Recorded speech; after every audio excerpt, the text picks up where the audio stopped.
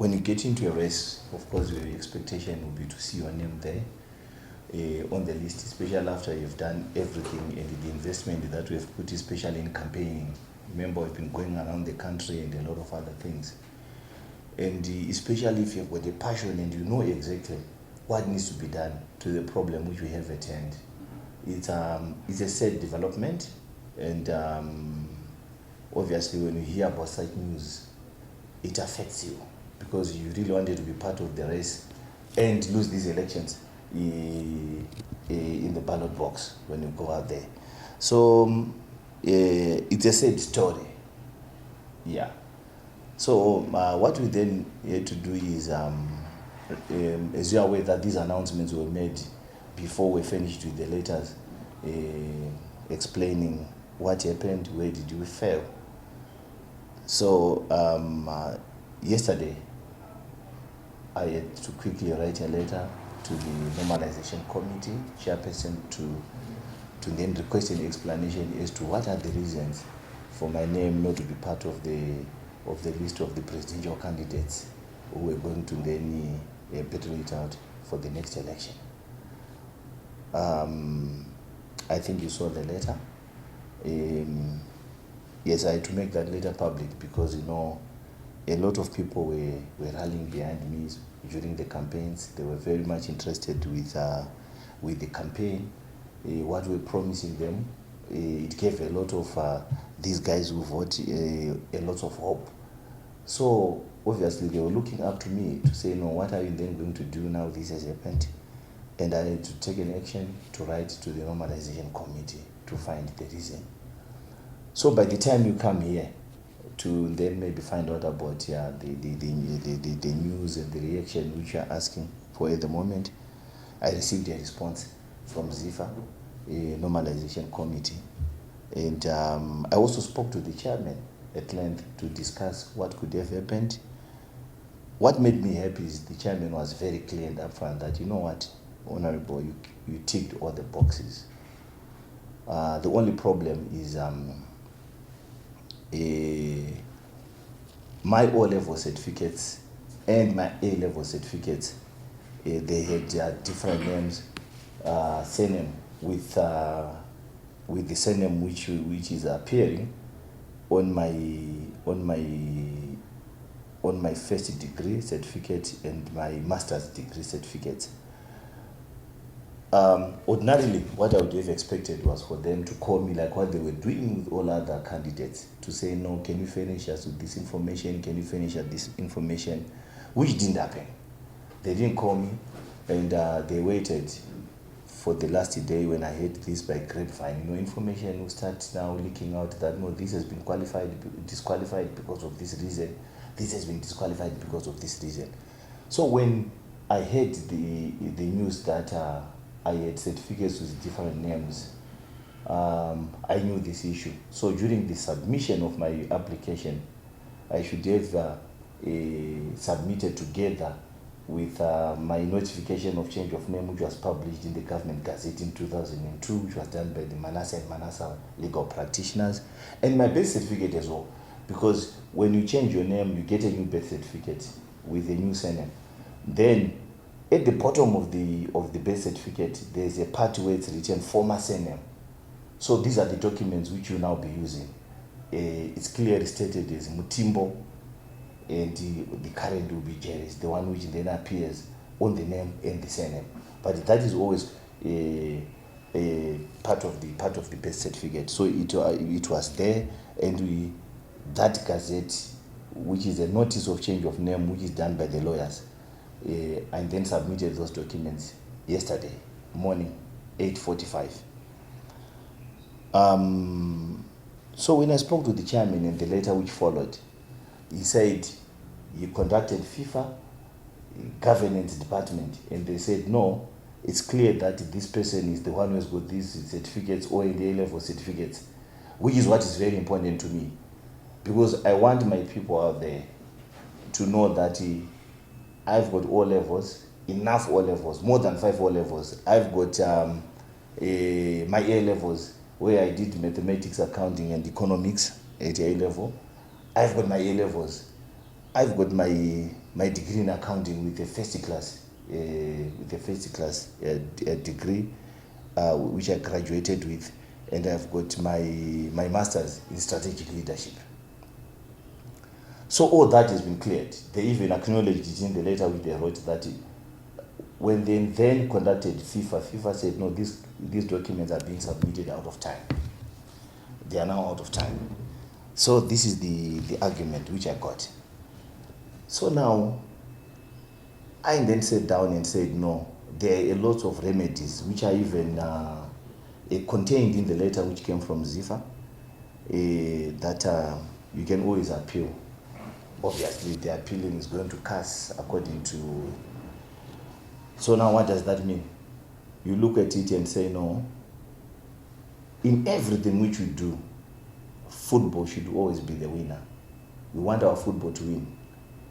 That process, what it entails, it is I have now to go for interdiction for the elections not to happen, because if you go to CAS, they take time. We are looking at 3, 4, 5, 6 months for them to work on these issues. Is that good for football? Who is the winner? Is it the Honorable Jere or is it football? Obviously, it will be myself, because I'll be trying to prove a point that, you know, I was the favorite when we were campaigning, and I need to prove that to people, and our football will be suffering. We cannot go for another period. We cannot go for another year. We cannot wait for these elections to be done. Because of the knowledge which I have for football, because I've been in it for a long time. Once these elections are done, it means that it's going to unlock a lot of value. Money is going to come from CAF for the past two periods, including this one, it will be the third period, for the development of our football. So you look, do I need to do that for the personal gain, for the personal interest, to make people happy out there? And then you say to yourself, no, I don't need that. And also there's another point which I need to emphasize, because what we need is the football to be the winner. What I also want to emphasize to the generality of the people is that after I submitted my interest to be the FIFA president, it's after, this is very important, I was then appointed the chairman of the portfolio committee on sports, right? Yes, I know people are talking about the conflict of interest, which is not there, because that is demonstrated. Because a lot of people, they don't understand the football structures and how they work. Because it's the same thing with my position at the Premier Soccer League. I never interfered with the systems. I never interfered with the disciplinary committees, which you all know, the decisions which were made against the Cape United. I never interfered with any one of them. Why? It's because of our structures. We work with committees in football. That's why you find the stakeholders, the club owners, are in the football structures. They run their own football because they know their own problems. And it's never conflicted, because we've got this committee which looks at that, where the president doesn't sit in those committees, but you just give an oversight role up there. So even in this position as a committee, I'm not conflicted anyway.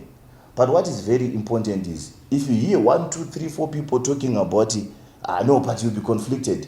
And then you look at it and say, perception is very, very important.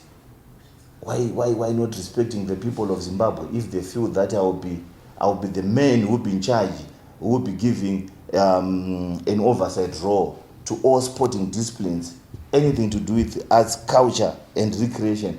I'll be the guy who will be offering the oversight role. So, having considered all those things, I said to myself, of course, let football be the winner.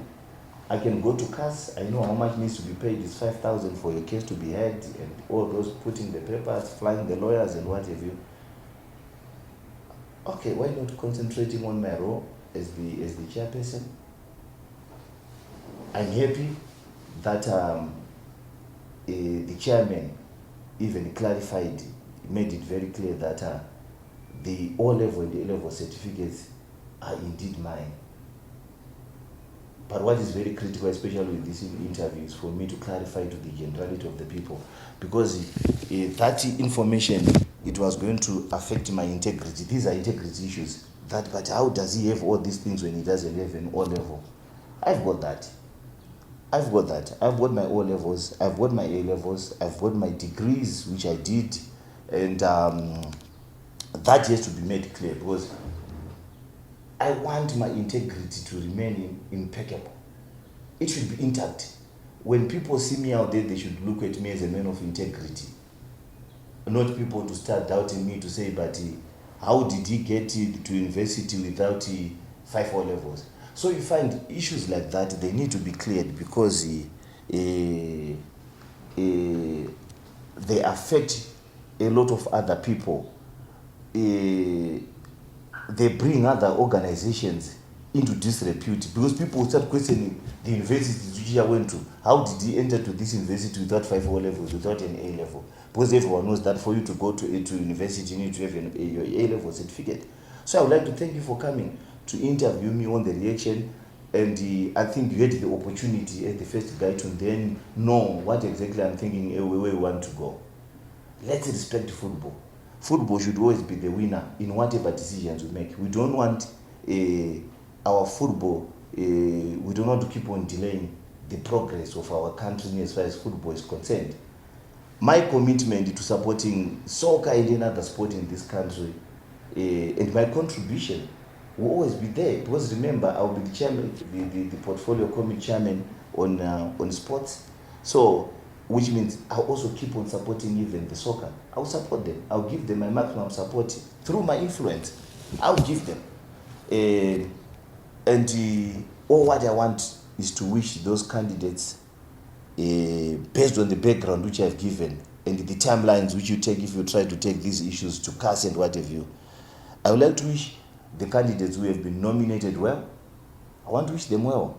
We want our football to be the winner. We'll keep on working with them. We'll give them our support, the influence which we have. We'll keep on even debating in Parliament, in their corner, if they've got issues which they want to be heard, which they want to be solved through Parliament. We'll always do that.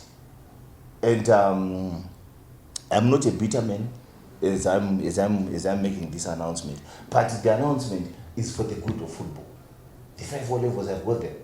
I've got A levels on top of that. I've got degrees on top of that. I could have gone all the way to CAS and win this case easily, even my lawyers, even my advisors. But why do we have to keep on dragging our football and not move in one direction to make sure that there's change? We get that money which is needed for our country, for our football to go to another level. There are a lot of competitions which are coming. We are going to AFCON as a country. Let's remain focused on that. I know a lot of people are going to be disappointed, but this is an informed decision, which I then looked at the current position which I have as the sports committee chairperson. I looked at that. I also looked at who is going to benefit out of all these fights, mudslinging, going around trying to prove to people that I'm the right person. Let those who have been nominated come and do the job for us, and I would like to wish them well. My prayer is we are going to have the best candidates, as I'm not going to have my influence on that. I'm now going to concentrate on other things, on my committee, to make sure that we are ready for the year 2025. On Caps United, I've got a lot of things to do to make sure that we come back next year really competitive, and we are going to support whoever is going to be nominated in the office. That is very important, because every time and at every point, whatever decisions we make, football should always be the winner. So that's the message which I want to share with you on the aftermath of what happened. I would like to wish all those candidates very well.